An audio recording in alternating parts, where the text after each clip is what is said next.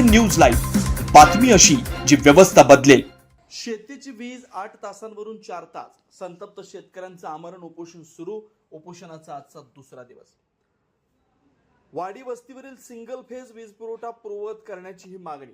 जेऊर महावितरण कार्यालयासमोर उदयसिंह नीलकंठ देशमुख यांचं आमरण उपोषण। करमाळा तालुक्यातील शेतकऱ्यांच्या वीज प्रश्नांवरून आता आंदोलन तीव्र होण्याची चिन्ह दिसत आहेत।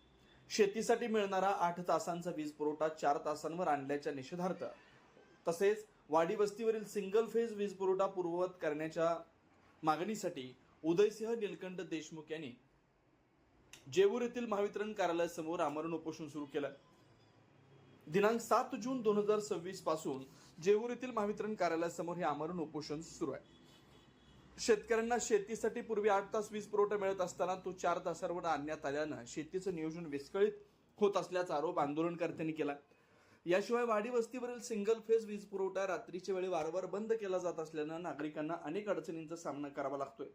पिण्याचं पाणी, घरगुती वापर तसेच सुरक्षेच्या दृष्टीने हा प्रश्न गंभीर असल्याचं आंदोलनकर्त्यांचं म्हणणं आहे। आंदोलनकर्त्यांच्या प्रमुख मागण्या शेतीसाठीचा वीज पुरवठा पुन्हा पूर्ववत करून किमान 8 तास करण्यात यावा।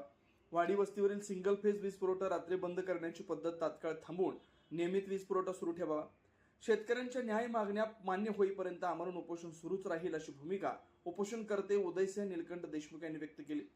दरम्यान महावितरण प्रशासन या मागण्यांबाबत काय भूमिका घेणार आणि शेतकऱ्यांच्या वीज प्रश्नांवर कोणता तोडगा निघणार याकडे संपूर्ण करमाळा तालुक्याचं लक्ष आहे।